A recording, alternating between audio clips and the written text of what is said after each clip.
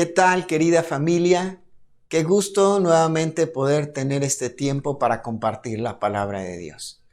Espero que hayas preparado tu corazón a través de la alabanza al Señor, que estés listo hoy para abrir tu Biblia y escuchar la palabra de Dios. También que estés dispuesto a que el Señor haga los cambios necesarios para que tu vida pueda reflejarle a Él. Vamos a comenzar y vamos a poner este tiempo en las manos de Dios. Te invito a que ahí donde estás, cierres tus ojos, inclines tu cabeza y vamos a orar al Señor. Padre, muchas gracias te damos en esta hora, porque tu palabra es fiel y verdadera, porque en ella encontramos, Señor, lo que es mejor para nosotros. Señor, te ruego que en esta hora tú hables a nuestro corazón, hables a nuestra vida, y que también, Señor, a través de lo que tú nos quieres mostrar el día de hoy, podamos erradicar, sacar, quitar aquellas cosas, Señor, que pueden ser un riesgo, un peligro, no solamente para nosotros, también para nuestra familia.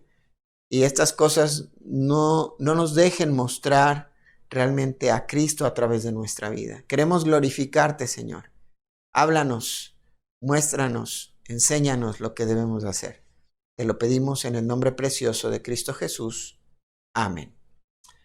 Tenemos que recordar, queridos hermanos, que el pueblo de Israel estaba siendo sacado de Egipto y era llevado ahora a la tierra que Dios les había prometido, con el propósito de que en ese lugar ellos fueran el instrumento de Dios para sacar a esas naciones que se habían corrompido, esas naciones que habían incluso contaminado la misma tierra por causa de su pecado y que tenían costumbres no solamente idolátricas, sino también prácticas depravadas sexualmente, tenían pues cosas que realmente significaban un riesgo y un peligro para la sociedad en ese tiempo. Al igual que hoy en día, la sociedad de alguna manera había cedido a diferentes cosas, pero específicamente Dios quería trabajar en el pueblo de Israel para que ellos se quitaran de su vida aquellas cosas, aquellas costumbres y no permitieran que eso se arraigara en ellos, sino que mostraran una diferencia, un pueblo distinto, un pueblo que había sido comprado por el Señor. Que de hecho desde en Génesis capítulo 12 vemos cómo el Señor eligió a Abraham, vio en Abraham a través de su gracia, alguien de quien podía formar un pueblo especial. Y lo tomó y le dio descendencia de una forma milagrosa. Y por diferentes circunstancias vimos cómo Dios fue obrando en la vida de Abraham, de Isaac, de Jacob, hasta llevarlos a Egipto. Y después de 400 años el Señor los rescata de Egipto y ahora les lleva a esa tierra prometida, formando en ellos ahora una identidad, enseñándoles que Él era Dios y que ahora ellos son su pueblo. El pueblo pertenecía a Dios y eso tenía que darles una identidad. Así que a través del capítulo 20 de Levítico vamos a cerrar estos 3 capítulos en relación a lo que es la santidad del pueblo hacia Dios. Vemos cómo el Señor también en capítulos anteriores había hablado de las prácticas que el pueblo debía evitar para ser santos delante de Él. Y ahora nuevamente comienza hablando en cuanto a la santidad. Vimos en el capítulo 16 y capítulo 17 en relación a la expiación y los capítulos anteriores hablaban en relación a la santidad. Ahora cerramos entonces esta sección de santidad para el pueblo y vamos a entonces ver cuál es el propósito que el Señor tenía para el pueblo de Israel a través de este capítulo 20. El propósito de este capítulo es que el pueblo de Israel erradicara las costumbres paganas y sean santos como el Señor es santo. Esto nos hablábamos la semana pasada en relación a que el pueblo tenía que ahora entender que eran pertenencia de Dios y que ahora debían de ser también como Dios. Así que el título del estudio de hoy, de la predicación de hoy es Identifícate, segunda parte. Y digamos, en relación a identificarnos o a saber de dónde venimos y quiénes somos.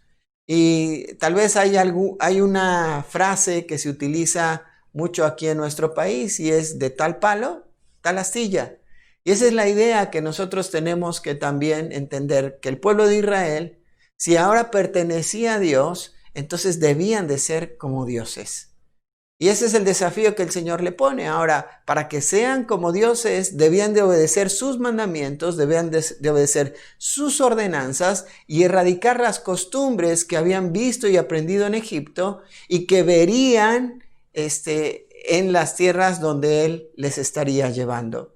Así que el Señor les va a hablar específicamente en este capítulo 20 en relación a lo que son las consecuencias de permanecer o practicar las costumbres que habían aprendido en Egipto y las costumbres que estaban en la tierra a la cual entrarían. En primer lugar, vamos a ver ahí la consecuencia de los sacrificios a ídolos. En segundo lugar, encontraremos la consecuencia de las prácticas ocultistas. En tercer lugar, veremos la consecuencia de las depravaciones sexuales. Y terminaremos cerrando este capítulo y esta sección hablando de la razón y el propósito de Dios a través de la santidad en su pueblo. Así que sin más vamos a meternos en el capítulo 20 y vamos a leer los primeros versículos donde hace referencia a las consecuencias para aquellas personas que practicaban la idolatría y también aquellas cosas relacionadas a la hechicería, al ocultismo, a la adivinación. Vamos a leer los primeros versículos. Dice así: habló Jehová a Moisés diciendo, dirás asimismo a los hijos de Israel, cualquier varón de los hijos de Israel o de los extranjeros que moran en Israel, que ofreciere a alguno de sus hijos a Moloc, de seguro morirá. El pueblo de la tierra lo apedreará, y yo pondré mi rostro contra tal varón y lo cortaré de entre su pueblo, por cuanto dio de sus hijos a Moloc, contaminando mi santuario y profanando mi santo nombre. Si el pueblo de la tierra cerrare sus ojos respecto de aquel varón que hubiere dado a sus hijos a Moloc para no matarle, entonces yo pondré mi rostro contra aquel varón y contra su familia, y le cortaré de entre su pueblo y con todos los que fornicaron en pos de él, prostituyéndose con Moloc. En estos versículos vamos a ver cómo el Señor establece la pena de muerte para aquellas personas que sacrificaban a sus hijos a Moloc. Y esto tenía que ver porque ellos estaban cometiendo un homicidio. Si recordamos lo que mencionamos la semana pasada en relación a entregar a sus hijos a Moloc, quería decir que ellos entregaban a sus hijos para sacrificarlos en los brazos de Moloc. Mencionamos la semana pasada que la imagen de este dios Moloc, el altar que ellos tenían, era un dios cananeo y se cree relacionado a ser el dios de la fertilidad. Debido a las características del lugar, ellos necesitaban lluvias, necesitaban que sus cosechas fueran buenas, abundantes, y entonces que los productos que ellos o las semillas que ellos sembraran dieran fruto y dieran un buen fruto en abundancia. Ahora había necesidad en ese lugar y por eso los habitantes de la tierra de Canaán entregaban a sus hijos como un sacrificio para calmar al dios Moloc, y entonces ahí el dios enviara lluvias y hubiera producción y esas tierras se convirtieran en tierras fértiles. Ahora, aquí mencionamos que la figura del dios Moloc era una figura que tenía los brazos extendidos como si fuera una L. Y ahí entonces las personas venían, colocaban a sus hijos y los sacrificaban. Y no solamente era un sacrificio donde tal vez los mataban, sino la forma de morir de esos niños era muy cruel, porque los quemaban en los brazos de Moloc. Esa era la idea. Ahora, el castigo que Dios estaba estableciendo para las personas que entregaran a sus hijos a Moloc era la muerte, porque ellos estaban cometiendo homicidio de sus propios hijos.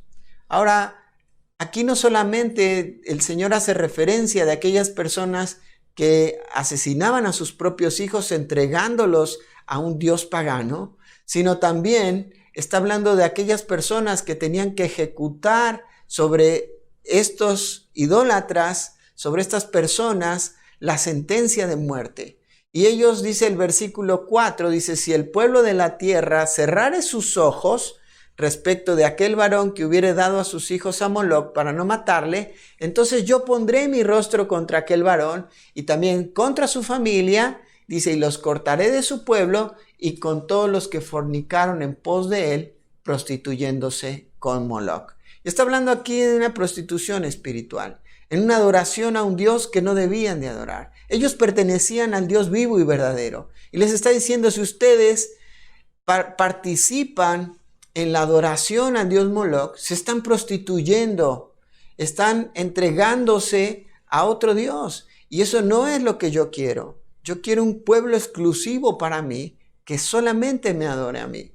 Ahora dijimos por qué, que no solamente era un homicidio, sino la idea que nos menciona ahí el versículo 3 es que Dios pondría su rostro en contra de su pueblo porque no solamente ellos estaban contaminando el santuario de Dios, sino que estaban poniendo o bajando, digamos, haciendo común lo que era santo delante de Dios. Ellos estaban, dice, ¿se acuerdan que dijimos la semana pasada que profanar su santo nombre o profanar el santuario tenía que ver con darle un carácter humano? Dice, si ustedes entregan ahí a sus hijos en sacrificio a Moloc, entonces están profanando mi santo nombre, lo están poniendo a la altura del Dios Moloc, y yo soy un Dios sobre Dios Moloc. Soy el Dios, el único Dios vivo y verdadero. Soy su Dios. Así que ustedes tienen que identificarse conmigo. La pena entonces para estas prácticas era la muerte. Vamos a ver que también la consecuencia para aquellas personas que no solamente practicaban la idolatría en relación a Moloc era la muerte, sino también para aquellos que practicaban otras cosas como la hechicería, como la adivinación, como los encantadores y también como la consulta a los muertos o el ocultismo. Vamos a ver lo que dice el versículo 6 y el versículo 27 de este capítulo 20 de Levítico. Y la persona que atendiere a encantadores o adivinos para prostituirse tras ellos, yo pondré mi rostro contra tal persona y la cortaré de entre su pueblo. Y el hombre o la mujer que evocare espíritus de muertos o se entregare a la adivinación, ha de morir, serán apedreados, su sangre será sobre ellos. Esto era algo tremendo porque Dios estaba esperando que el pueblo vaya y le consulte a Él, que el pueblo dependa de Él, que ya no busque por medio de otras cosas la respuesta de Dios. Que la comunión con su pueblo no se corte y que ellos no establezcan o no quieran establecer la comunión con cualquier otro Dios. Ahora, leyendo ahí un comentario de Matthew Henry, él explica lo siguiente y me gustaría compartirlo contigo. ¿Por qué está mal la adivinación? ¿Por qué está mal el ir a los adivinos? ¿Por qué está mal el ocultismo? Fíjate lo que dice Matthew Henry. Dice de la siguiente manera. El involucrarme con la hechicería, la adivinación o el ocultismo es como ir con un mentiroso en busca de información, ir con un enemigo en busca de consejo o hacer contrato o pacto con el mismo diablo. Esa era la idea que el Señor estaba transmitiendo al pueblo de Israel, que ellos no podían ir a consultar a un mentiroso, ellos no podían ir en busca de la verdad con alguien que es dueño de la mentira. Ellos no podían ir a consultar con aquel que es el enemigo. No podían buscar consejo del enemigo. Imagínate que tú vas queriendo encontrar la verdad con alguien que es mentiroso. ¿Lo harías? Y tal vez muchos de ustedes van y buscan ahí escuchar verdad o la voluntad para sus vidas a través de ir a consultar a aquel que es el dueño de la mentira. O tal vez ustedes van queriendo saber el futuro o el consejo de qué es lo que debes de hacer, qué hago con esta relación que no está funcionando bien. A ver, échame las cartas, dime lo que debo de hacer. ¿Y sabes qué? Es como ir y consultar al mismo enemigo. Tienes que ir y consultar a Dios, que Dios fue el que creó el matrimonio, que Dios fue el que creó todo, y ver qué es lo que Dios ha dado como instrucción para nosotros seguir, para nosotros hacer. Pero dice también que el ir a consultar ahí a los muertos es como si nosotros hiciéramos un pacto directamente con el mismo diablo. Ahora, ¿cuántos de ustedes tal vez están en una ignorancia que no les permite ver que esto es algo peligroso, no solamente para ustedes, sino también para su propia familia? Por eso Dios quería que ellos sacaran o erradicaran todo esto. Y Él coloca entonces la pena de muerte para aquellas personas que practicaran estas cosas. Ahora, esto de la pena de muerte, a mí me llamó mucho la atención. Realmente, pues me sacudió un poquito mis pensamientos. Y yo decía, ¿por qué es algo tan cruel? Bueno, si lo vemos desde el contexto en el cual hoy vivimos, pues sí parece algo muy cruel. Pero tenemos que trasladarnos al momento histórico en el que estamos. Y recordemos que esto de la pena de muerte era algo común en esos tiempos. Y ellos, los pueblos antiguos, practicaban la pena de muerte como la manera en la cual ellos erradicaban aquellas costumbres que significaban un peligro al desarrollo de la sociedad en esos tiempos. Así que si nosotros nos contextualizamos, en realidad no les estaba Dios pidiendo algo que no habían visto. Era algo que todos los pueblos practicaban en ese momento para mantener el orden dentro de la sociedad, para que la sociedad no se siguiera corrompiendo. Sin embargo, había pueblos como estos que sí practicaban todas estas cosas pensando que así podían adquirir los favores de su Dios o que podían tener un atajo para conocer el futuro de sus vidas o tener un atajo para relacionarse o comunicarse con sus familiares muertos, etcétera, etcétera, etcétera. Así que a través de esto es que nosotros podemos entender que el contexto y la palabra muerte o la condena o la consecuencia de la muerte, pues no era tan grave en ese momento, aunque bueno, sí era grave, pero digamos así, no era algo que ellos como pueblo no conocieran. Vamos a avanzar y vamos a ver todas aquellas cosas que tienen que ver con una depravación sexual. Y aquí el Señor en los versículos siguientes, a partir del versículo 9, va a hacer no solamente relación a los pecados sexuales, sino también habla acerca de aquellos que maldijeren a sus padres. Y el versículo 9, todo hombre que maldijere a su padre o a su madre, de cierto morirá. A su padre o a su madre maldijo, su sangre será sobre él. Y veíamos en la semana pasada, en el capítulo 19, que el Señor les había mandado no solamente honrar a sus padres, sino que también les había mandado que ellos debían de ser temerosos de sus padres. O sea, tener una vida que estuviera constantemente reverenciando a sus padres. Y si aquellos que no reverenciaban a sus padres les faltaban el respeto, entonces tendrían la consecuencia de pena de muerte. Ahora, esto es importante porque hoy en día también lo vemos así.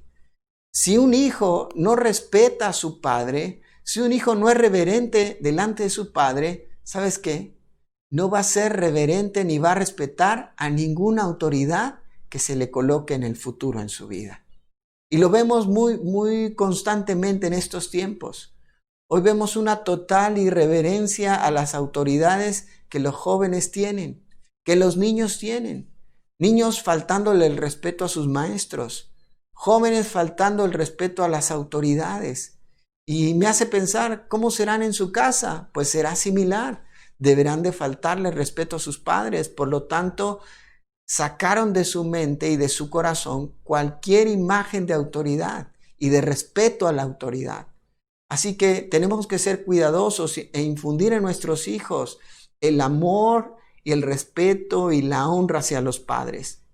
Ahí vemos en diferentes partes en las cartas que el apóstol Pablo escribe de que los hijos deben de honrar a sus padres. Y el Señor mismo coloca en este mandamiento una promesa y nos dice que serán de larga vida sobre la tierra.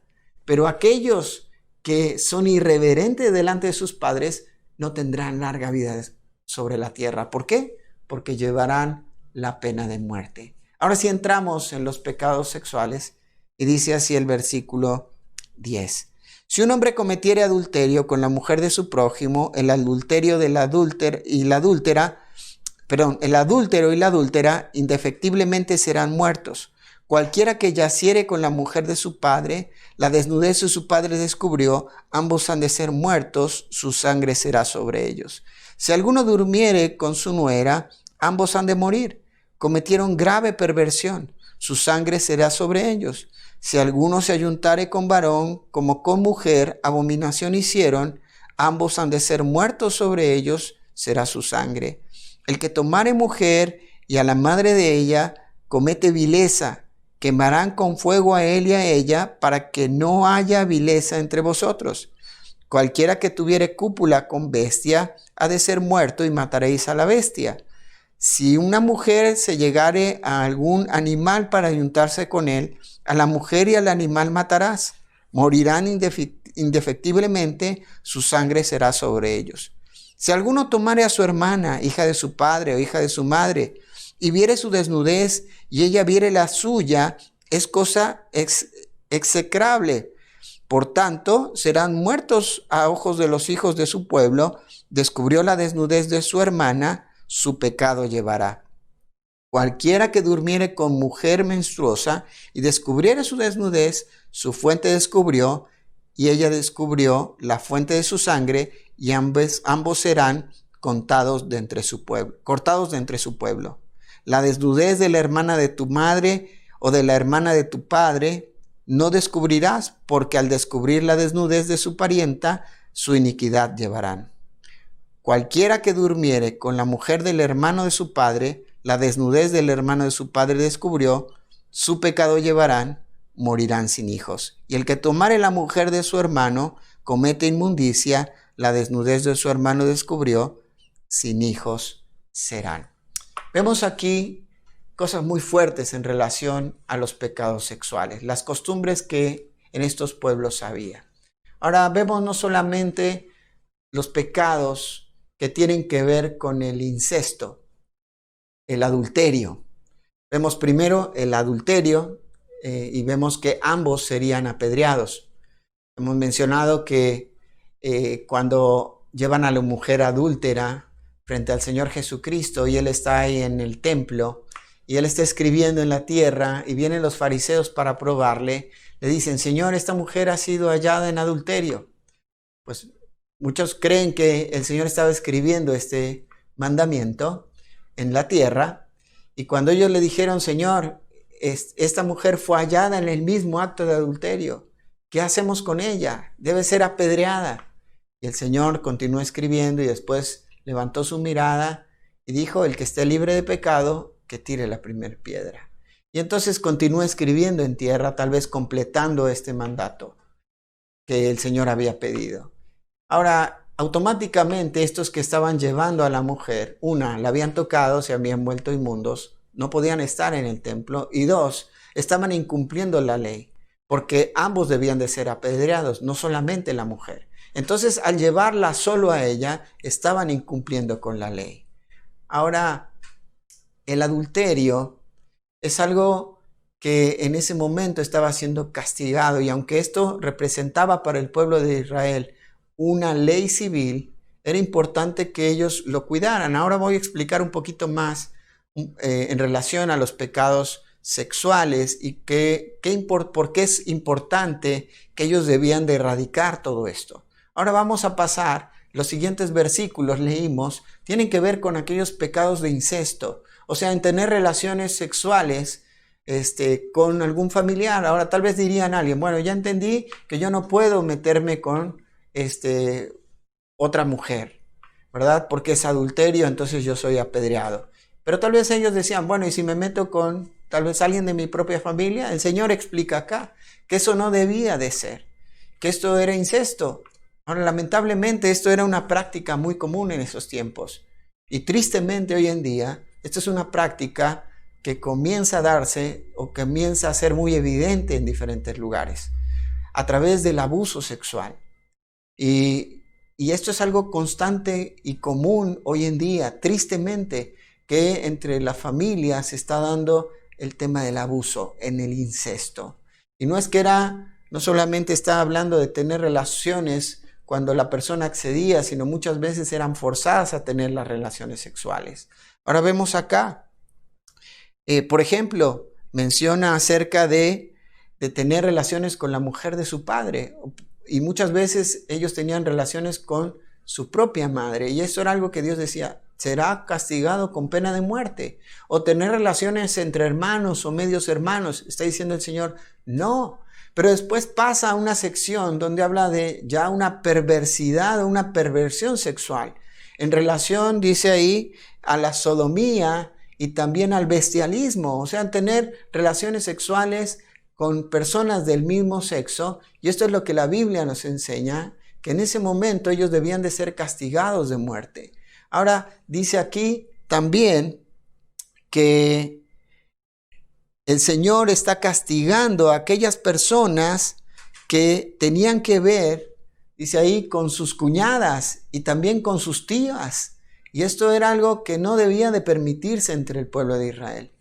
Hemos mencionado en otros capítulos o en otros estudios que el Señor estableció el matrimonio para que dentro del matrimonio se viviera y se estableciera la libertad de la vida sexual. Sin embargo, ellos estaban llevando esto a un libertinaje sexual. Dijimos que en muchos aspectos las culturas a donde ellos estaban entrando y aún de donde ellos venían saliendo tenían estas prácticas sexuales de perversión sexual como prácticas de adoración a dioses paganos.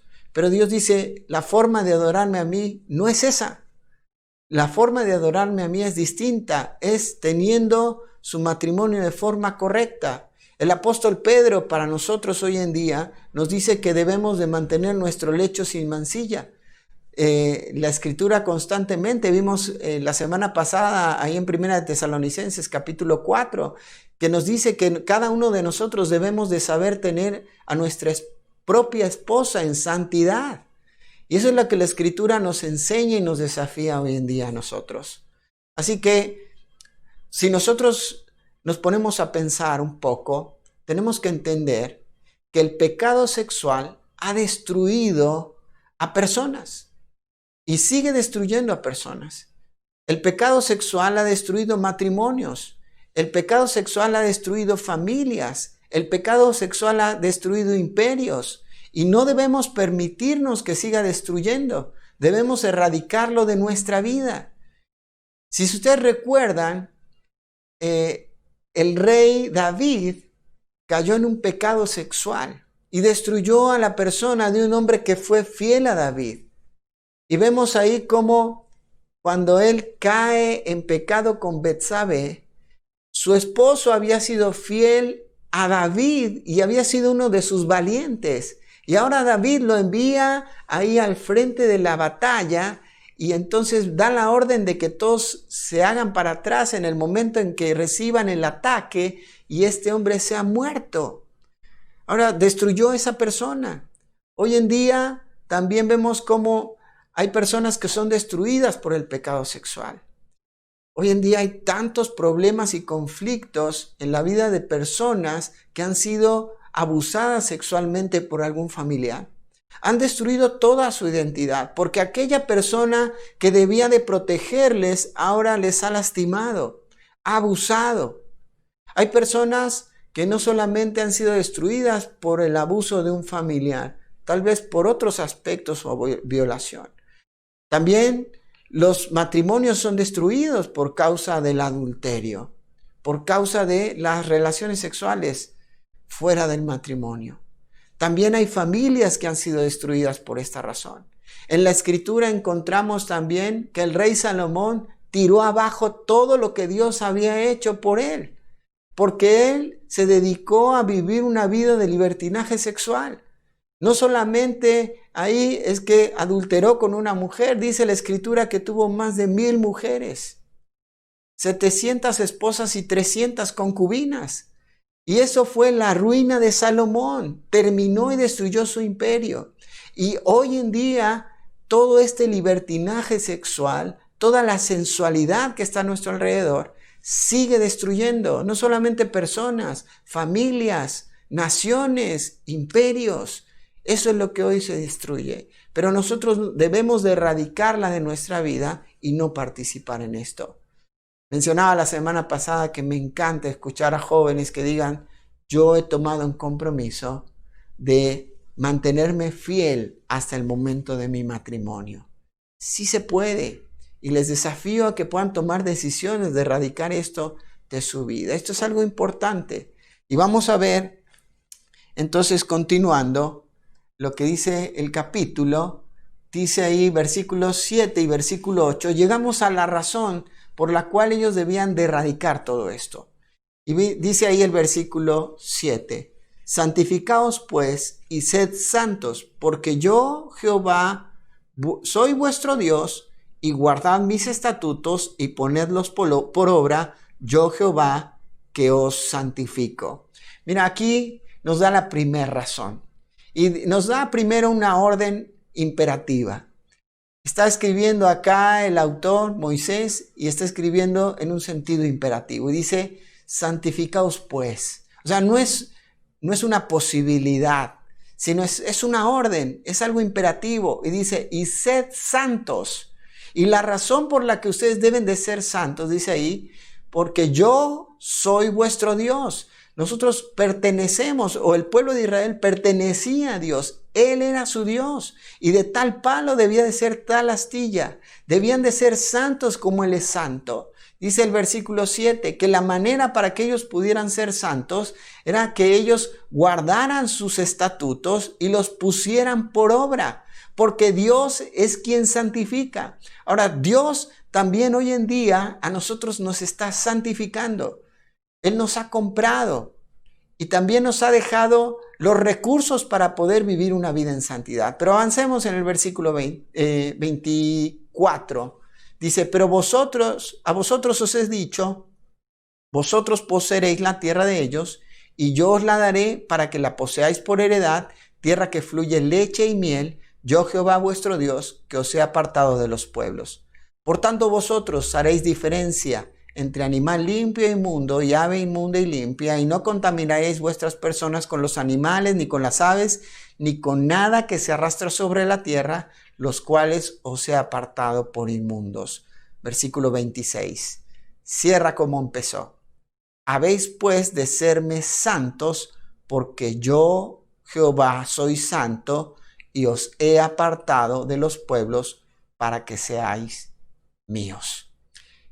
Volvemos a ver aquí que el pueblo de Israel tenía que entender, y Dios vuelve a repetir el mismo concepto. Y cuando Dios repite en la Escritura el mismo concepto es porque es algo importante y Dios quiere fijarlo en su pueblo. Y les está recordando: señores, ustedes deben de ser santos. Un imperativo, es una orden. Deben de ser santos porque yo soy santo. De tal palo, tal astilla. Ustedes deben de reflejar lo que yo soy. Dice: yo os he apartado de los pueblos para que seáis míos, mi pertenencia. Entonces, hermanos, la santidad tiene que ver con mi identidad. Ahora, para poder entender este tema, me gustaría que recordáramos algo. En Lucas capítulo 15, a partir del versículo 11 hasta el versículo 32, encontramos una historia muy interesante de un joven que era lo conocemos como la parábola del hijo pródigo. En esta parábola vamos a encontrar cómo había un joven que vivía con su padre y su hermano. No hay detalles si estaba su madre o no. Pero vemos cómo este joven viene con el padre y le dice: padre, dame la herencia que me corresponde, porque yo quiero ahora disfrutar de mi vida.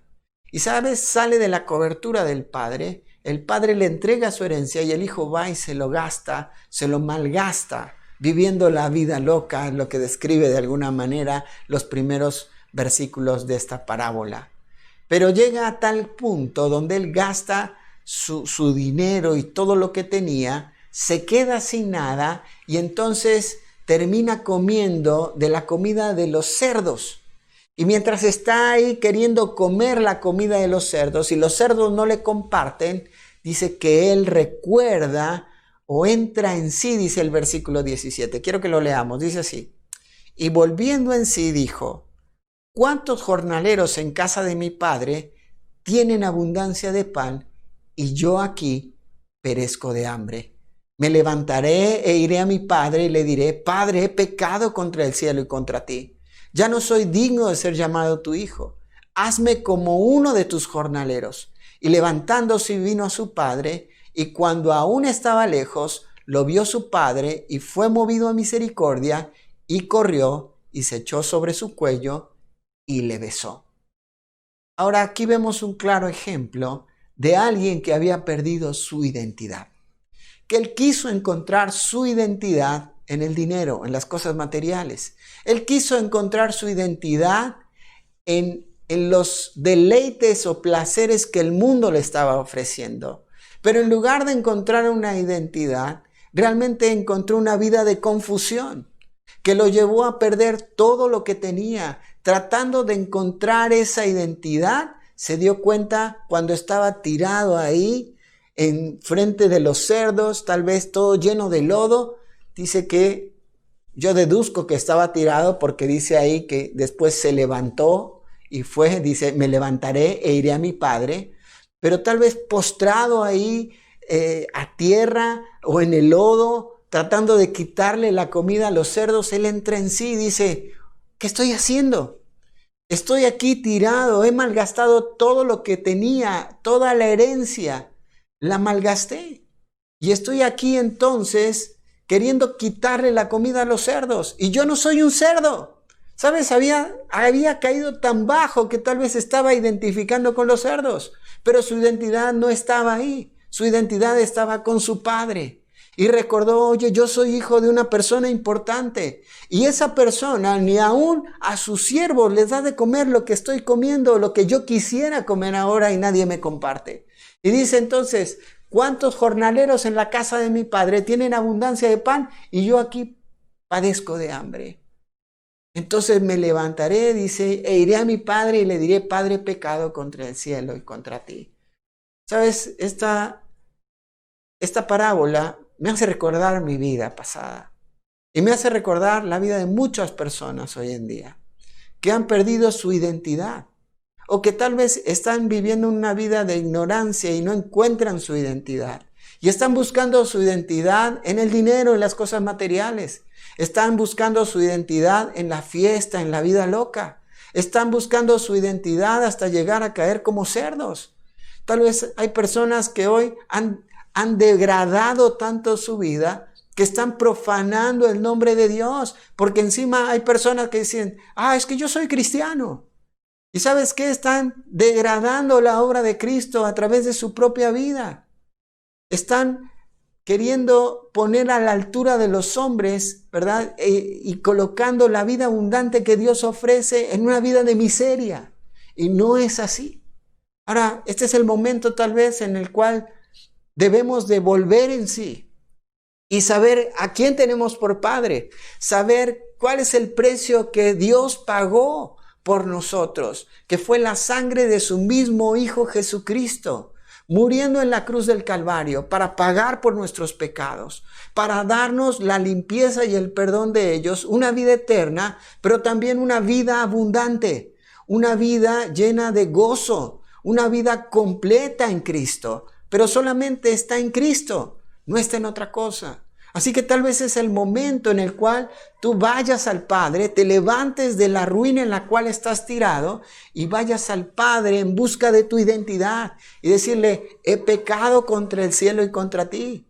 No soy digno de ser llamado tu hijo. Hazme como uno de tus jornaleros.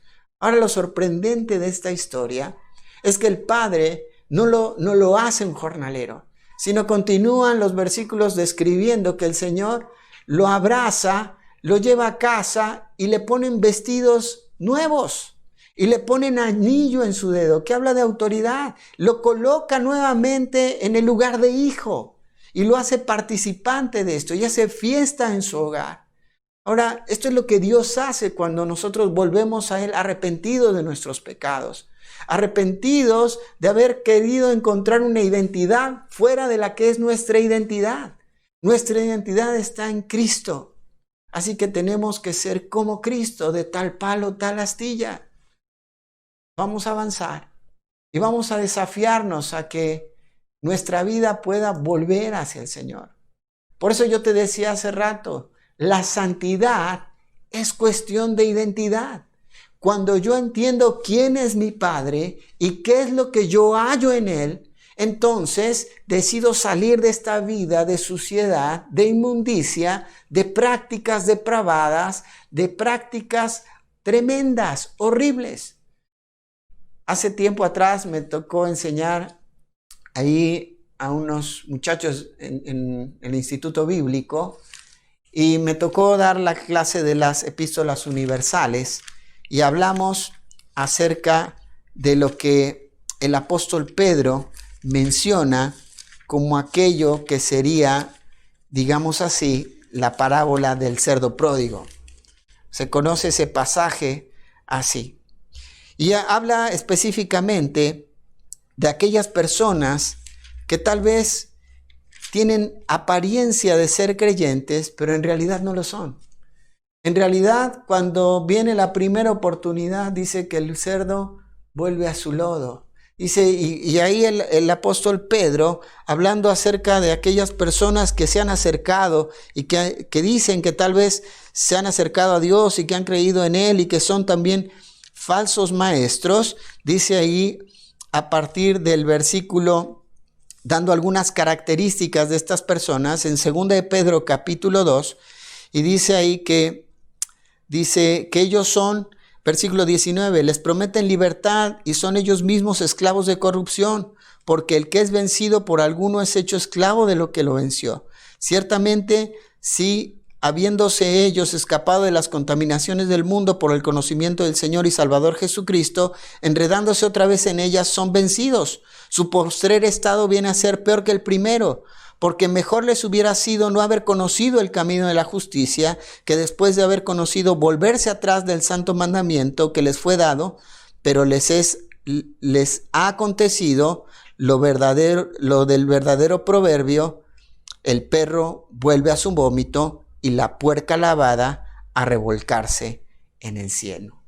¿Sabes? Aquí está hablando no de aquellos que son cristianos y han vuelto al mundo, no.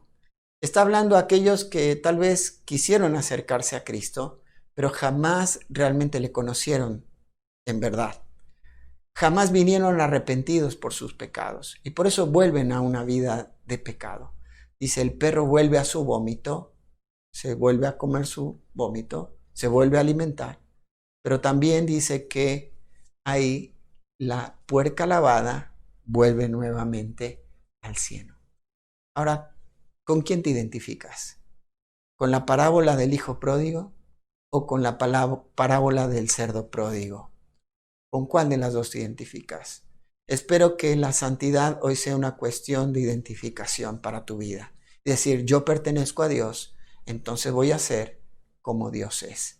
Y para terminar, la pregunta es, entonces, ¿Dios me pide que mate a quien practica todas estas cosas que hemos visto en el capítulo 20?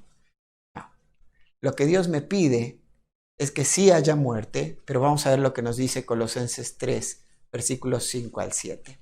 Dice, haced morir, pues, lo terrenal en vosotros: fornicación, impureza, pasiones desordenadas, malos deseos y avaricia, que es idolatría. Cosas por las cuales la ira de Dios viene sobre los hijos de desobediencia, en las cuales vosotros también anduvisteis en otro tiempo cuando vivíais en ellas. ¿Sabes? Dios hoy no te pide que mates a nadie, sino lo que Dios nos pide hoy, como sus hijos, para hoy. ¿Cómo puedo aplicar el capítulo 20 de Levítico en mi vida? Haz morir aquellas cosas que antes dominaban tu vida. Hazlas morir de ti mismo. Dice ahí, haced pues morir lo terrenal en vosotros. Todo lo terrenal, todo lo que es una costumbre del mundo, hazlo morir. Costumbres que tal vez vienes arrastrando desde antes de conocer a Cristo. Costumbres que venías arrastrando desde que cuando no eras creyente y llegaste a Cristo y las sigues arrastrando. Esas cosas, hazlas morir en tu vida. Dice, cosas por las cuales la ira de Dios viene sobre los hijos de desobediencia. ¿Cuáles son esas cosas? Explica muy bien Pablo ahí. Dice, fornicación. Y está hablando ahí específicamente de cualquier depravación sexual. La palabra ahí es porneia.